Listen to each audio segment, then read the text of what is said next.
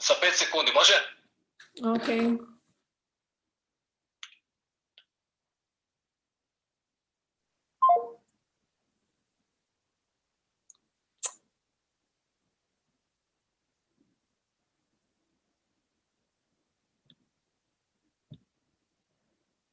Good evening, everyone. My name is Karla, and I will be holding this evening's webinar titled Design for the Ever-Changing World. First of all, I would just like to thank to Design Expo for inviting me, as well as organizing this series of events like this webinar.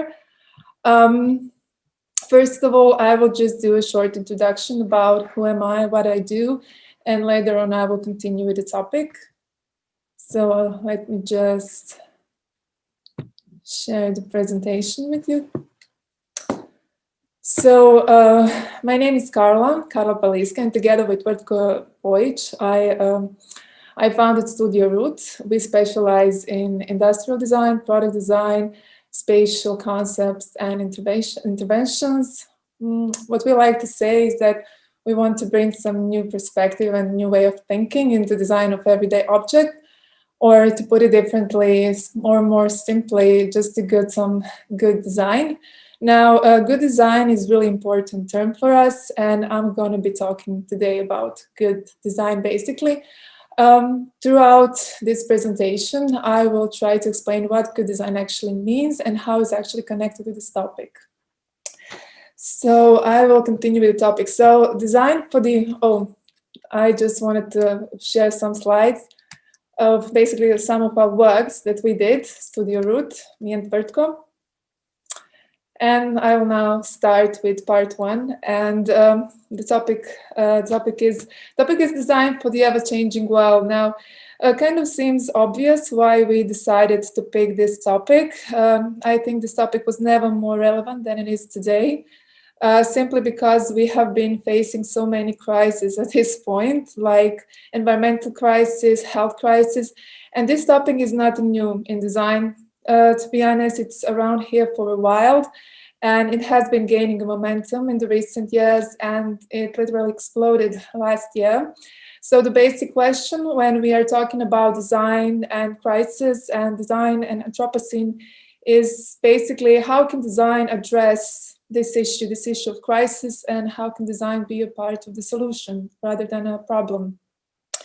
And there is lots of famous professional designers urging other designers and especially industries to start producing more sustainable and long-lasting design.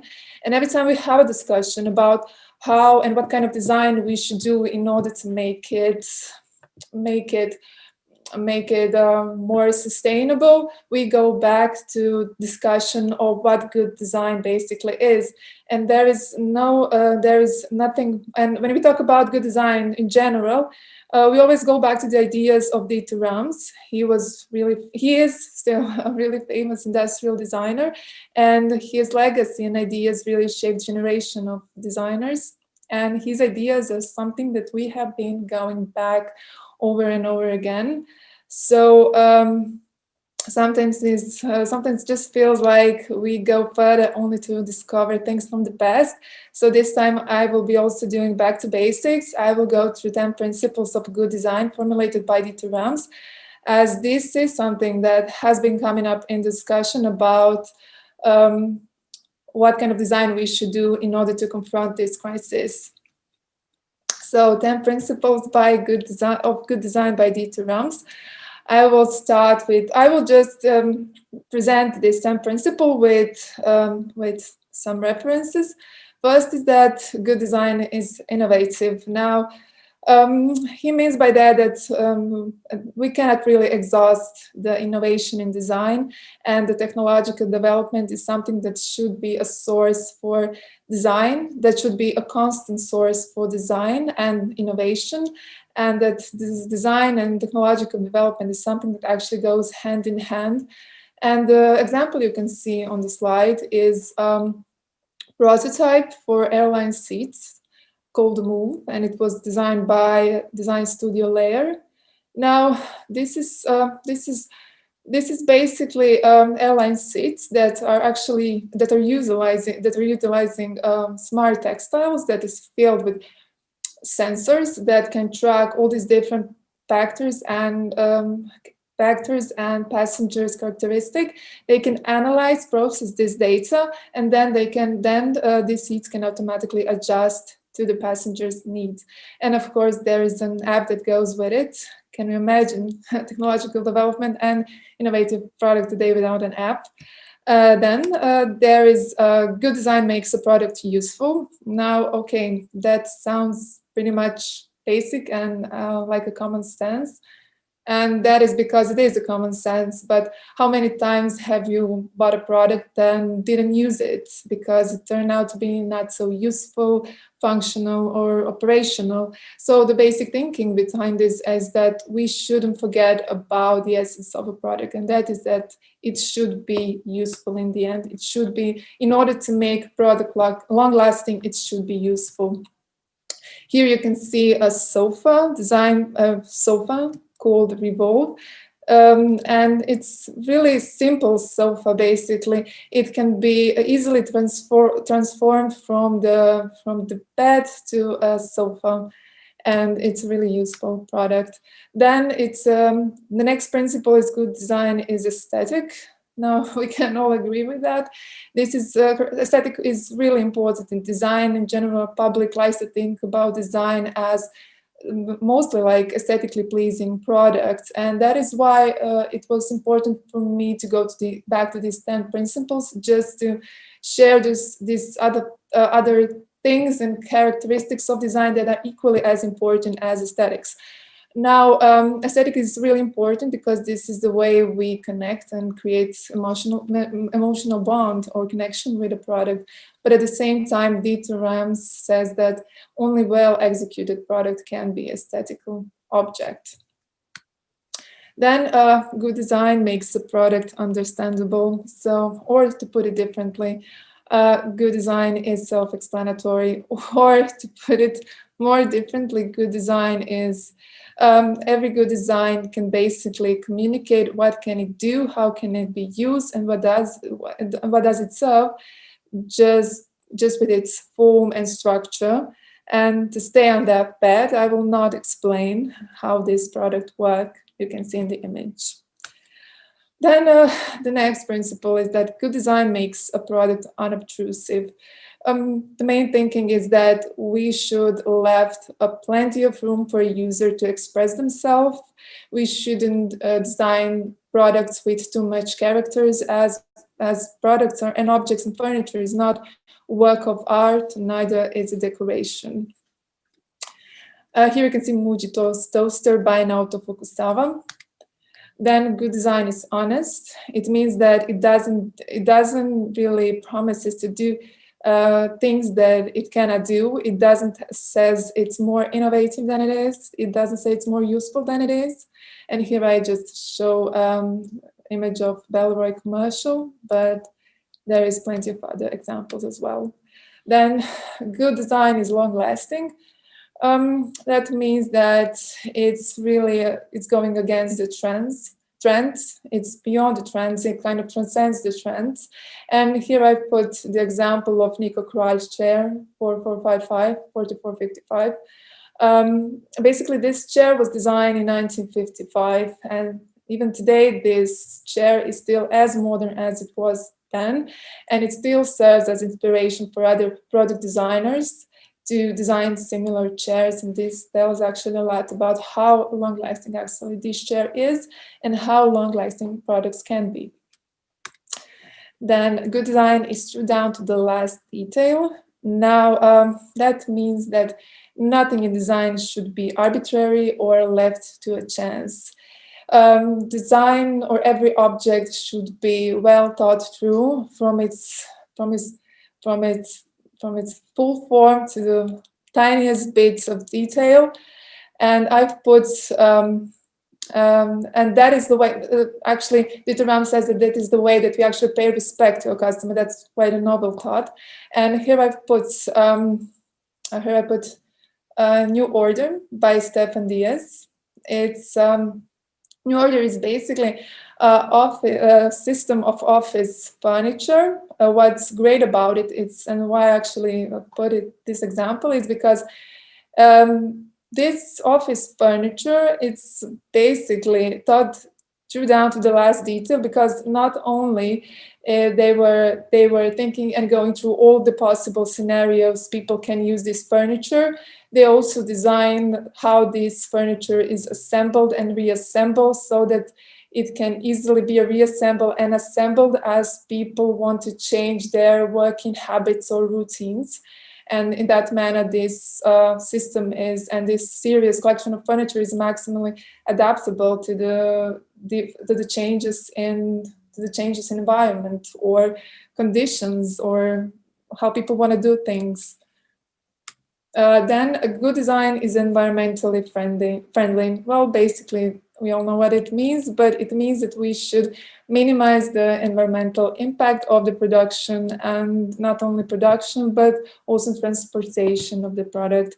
And here I put table, this is called Ripple, designed by Layer. What's really special or different about this table is that it's using corrugated plywood in its construction, and by using this kind of new material, they actually reduce the amount of material needed for production of this kind of table for 70 to 80%. So this is really lightweight table that can be easily transported, carried around by one person, and assembled and disassembled and assembled one person. And then there is the last principle, but not least important. Good design is as little design as possible. It wouldn't be fair if I didn't put something from Dieter Rams, so I did. This on the left, you can see Dieter Rams T3 transistor. And as you can see, this was actually quite inspirational, and then it did influence the design of Jonathan Ives' Apple's iPod from the 2001, is it? So many would say that this transistor actually looks like lost Apple's prototype, and I couldn't agree more. So after we went through all of these 10 principles of good design, I do have to say that we don't necessarily agree with absolutely every aspect of it, but we do think this is a great starting point and basic framework where we go always back to when we want to talk about how we should do good design. And what we think that in today's time is really the most important in order to address these issues that we are facing is that we should be doing long-lasting objects, long-lasting design, but also innovative. Now, it's easier to say than do. So the next part of the presentation, I will be talking about what are the most important parts of the design process in order to do innovative and long-lasting design products. This will be based on our experience, but also lessons that we learned from other design professionals that actually had really huge impact on how we do things in design. So how to create long-lasting and innovative products. Now, I think I cannot emphasize this enough, but research. I think this is the most important part every time you want to design, or every time you start a new design. Now, we like to say that you cannot design for a world that you actually don't understand. So this is the way that you have to. I mean,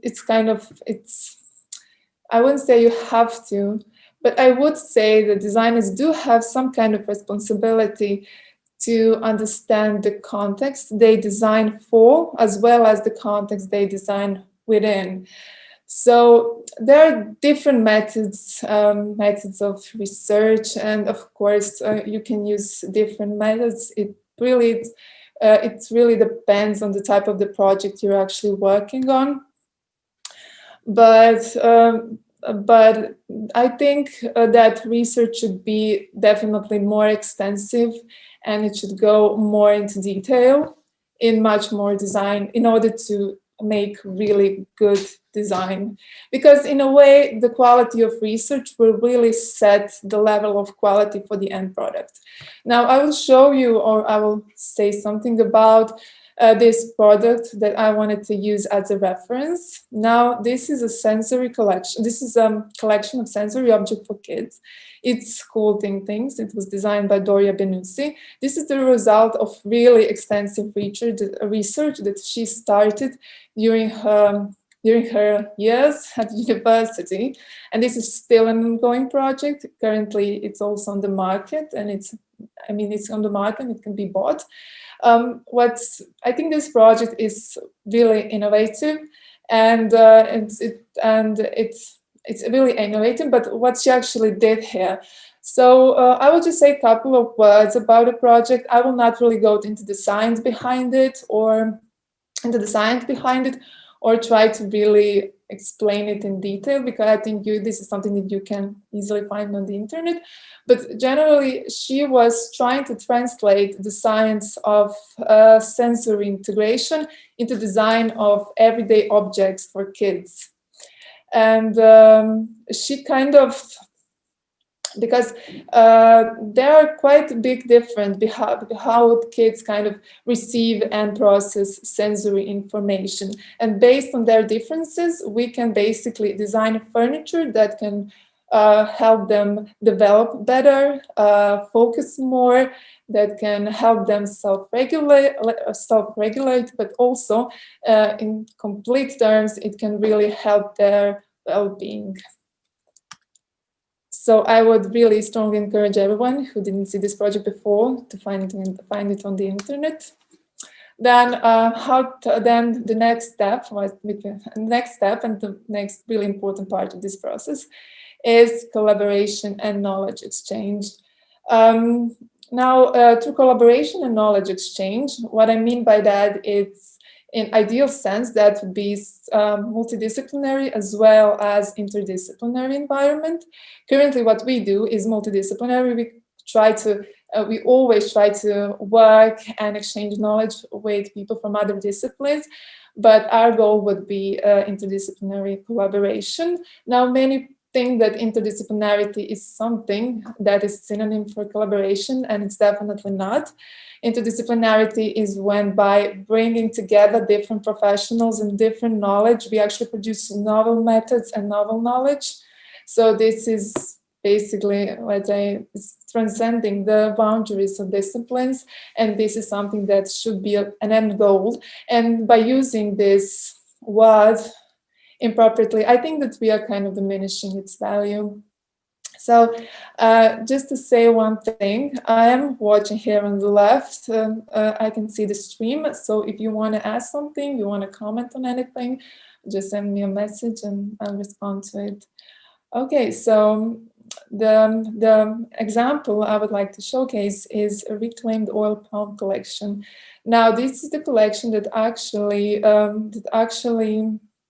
is a result of a collaboration between designer Nataša Perković and science and Advanced Fiber Science Center in Kyoto. I think through this collaboration and knowledge exchange, what happened? Well, what happened is they developed this new material that is basically a new composite material that is based on that is actually a byproduct of palm oil production factories, and they wanted to find some use of this material, and they decided to use this material as a building block or material for a serious store collection of furniture. And they design a lamp. They also design kitchen plates, and they designed. And they designed a chair. The idea behind it is to use this material as a base material, but also use it only as much as needed in order to make a stable construction, not more, not less. Then the next really important part of the design process is experimentation. So experimentation, you can experiment basically with anyone, but having this hands-on having this hands-on approach to research and hands-on exploration is really important to, in a way, understand in which way you want to go or what kind of product you want to make, or completely kind of explore the possibilities of a product or a principle, whatever you might be experimenting with. And I like to call it extended cognition in a way, because basically you have all of this new era of cognitive possibilities just playing with the extended objects with the alternate objects, and you can basically experiment botanically principles, materials. Here I want to show you a project which is it's called Hoof Twists. It's a result of this designer experimenting with this really basic principle we have all seen, like twisted textile. And she was experimenting with this textile twisting in order to produce the entire series of different objects, products. And rather than talking about it, I would like to show it. So I will just skip this presentation. Oh no. Wrong. Oh, here it is. I'm sorry. Or tablet. Oh no. Wait. Just let me put it. The louver twisting comb is a completely new type of elegant window blind, giving greater control of light and privacy than any other louver blind on the market. The blinds are controlled by cordless comb modules that twist the slats. The combs move the twists up and down and are held on the slats by friction alone. You simply open or close the blinds by moving the combs. As there are many combs, it's possible to change the patterns of the surface and create interesting possibilities for new ways of closing your blinds or opening them. You can cover a specific area or just play around and create new patterns and shadows. An electronic version would make it possible to control the blinds via an app on your smartphone or tablet, where you simply draw on your screen how you want the blinds to look. Or you can use preset favorites, or have them changing throughout the day. More combs can be added onto the slats to make even more new patterns. The possibilities are practically endless. The louver twisting comb, blinds with a twist. Basically, she not only designed this window blinds, she designed, she found the use in shelving system as well. And she actually did experiment with all these different types of twisting this fabric.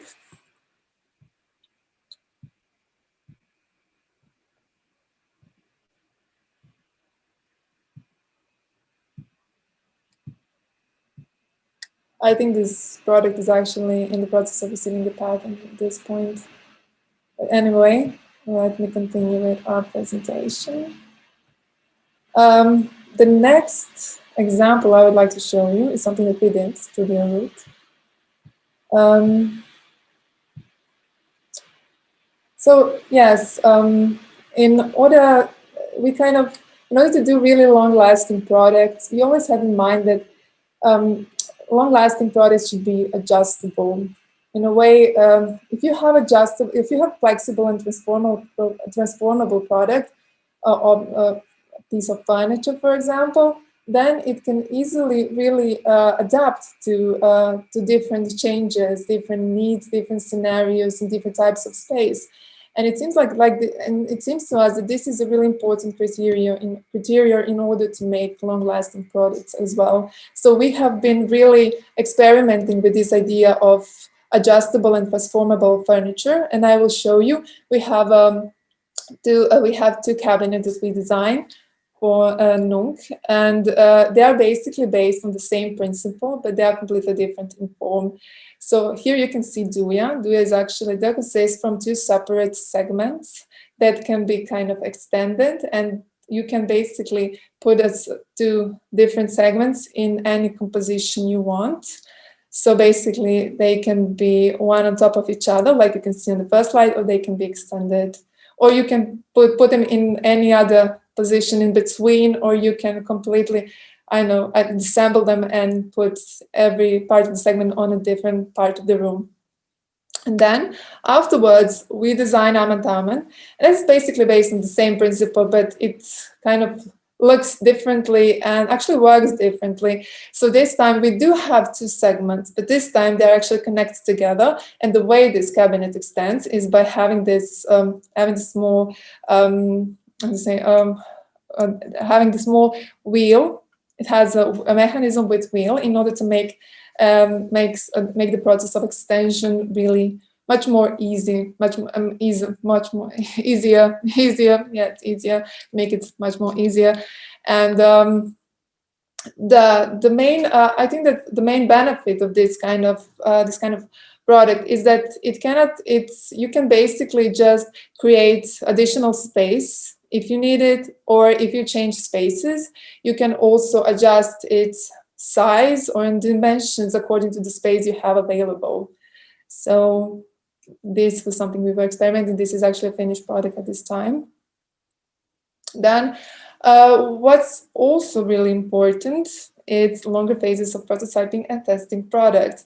Now, more often than not, usually clients and companies, they do want to shorten the time of testing and the process of developing a product, because you want to just push things on the market. But sometimes longer phases of prototyping and testing product can be really useful in order to really understand the product and see how it can be used and how other people are actually using it through a process of testing. So I wanted to show you, this is actually a prosthetic hand. It's called Maker Hand. It was designed by Andrej Đukić. What's really great about this design is that it's a result of really extensive research, prototyping, and testing. It lasted for almost 4 years. And the most valuable thing is that it can be done by an average maker with basic maker equipment like 3D printer, with basic 3D printer, and it can be easily assembled. And the production cost of production are, I think, under $30. Basically, that means that basically that means that from now on we will be if that really, I don't know where is this project at this point, but in the future I'm almost certain that this will help lots of people getting a prosthetic arm for really cheap, really cheaply and easily. Then the fifth part is designing system. Now, when we think about system on two different ways. First is that you can approach to design of an object as part of the system. That means understanding that there is lots of other factors that are really contributing to the final design. That means taking into concern supply chain, transportation process, production process, and when taking all of this in concern, then we can really rationalize the product, and then we can reduce the environmental impact, and we can really make product more useful, as we will go through every part of the every part of the production life, from the get-go to the way it's being used. I've shown here Okito chair. Now, what's really great about this chair is the fact that it's really minimal.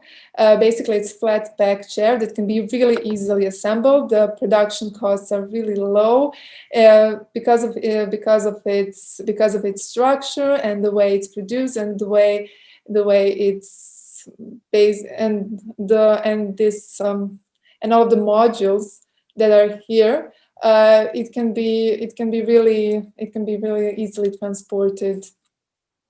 So I do think this is a great way to describe what I think about thinking and approaching a design in the context as part of the system. Then, and the other way, when we talk about this system, is basically talking about system. I think that a system is really really important starting point when we want to design modular mechanisms and modular design. And this is really important because we are generally really interested in systems and modular design, as we think that this is a great framework within which we can design products that are more adjustable, adaptable to the shift in conditions. Here I want to show you the design of interior office design of Mozilla interior office design. Mozilla Office. It was designed by a designer. It's a really famous example of interior design for offices. Now, what's really great about it is that the entire concept of interior design is based on open source premises, and the main component of this interior design is basically this metal triangle piece you can see. This is something that was used to basically design most of the objects and furniture in the office, like table, lampshades, shelves, and all of these designs are actually open source. And with these designs, you can see there are blueprints which indicate how you can basically make all of this furniture by yourself at home or anywhere you want to. Then the other thing I wanted to show you, it's our table. This is also our product. This is something that we designed for Nunk. Now, this is a module. Change the form. You can change really. You can basically by sliding the tabletops in storage, you can basically change the nature of this table. So basically, with four tabletops, you can have one table for 8 people, or you can have 4 tables for 2 people, or you can have 2 tables for 4 people. I will show you how this works basically, but rather than explaining it, I will just show you animation. It will be much better. So now this, okay, it doesn't have any sound, so you'll be fine. So basically you can see this is the tabletop, this is the storage, you can slide everything. So you can have a table for 4 or 2 tables for 2. Then you can just add additional legs, and then you can have a longer table.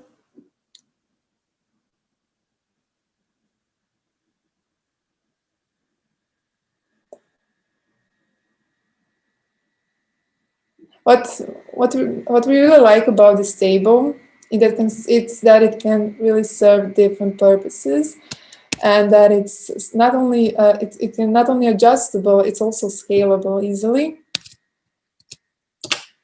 And one thing that I actually forgot to show you, and that is the animation of Cabinetala. I can show you, but here you can see. So basically, it has a little wheel, and it has a mechanism which allows it to extend really easily. As you can see, that was it basically. So let me go. So I think we're almost done for the minutes. Okay, so conclusion. Well, it's not like I have to say much about trends in design, but if I have to use word trends in design, I would say that the biggest trend for the upcoming years would be that we shouldn't be following trends.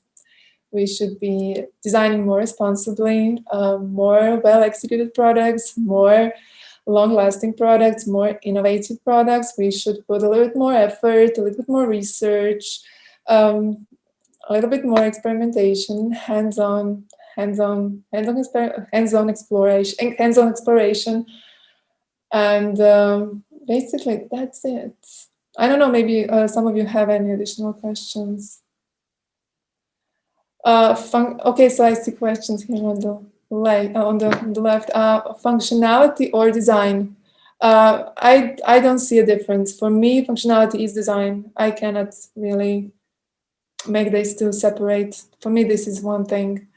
Sandra says these minds are phenomenal. I know. When I saw this design, I was like, God damn, that should have been my idea, really. Okay. Can we say that product design is influenced by some design direction? Example, Italian, Scandinavian. Yeah, absolutely. It kind of depends where I mean, it definitely is. We can feel here a little bit more influence from a little bit more influence from Scandinavian design. But I think what's really important today is that I do see a potential to I see lots of potential to actually develop some new design languages, new design phenomena outside of the sphere of Scandinavia and Italia. I actually had an opportunity to work with and to collaborate with designers from South America, and it was really different experience because they weren't so influenced by Scandinavian Italian design. The idea of design there was completely novel, but they did have a long tradition of creating functional objects. So they do have some kind of new and fresh idea about how we can design, not only design objects, but how we can, I mean, when we talk in terms of aesthetics, yes. Great. Do we need more chairs? Well, I think this is really well. In a way, I like. Me and Tvrtko talk a lot about it, and here's what I can say. First of all, we are more at this point. We are more into. We are more into giving forms to new ideas rather than giving new shapes to already existing ideas. Let's put it that way. And there is so many chairs that a task of doing another chair is really, really, really, really hard task, if you ask me. That's like, I'm kind of petrified a little bit of designing a chair.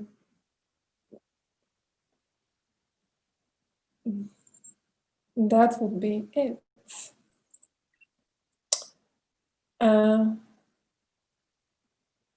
Anything more? Anything else? If you have any ideas and you have some additional question you want to ask and you didn't have time to ask it during the webinar, you can send all of the questions on my email.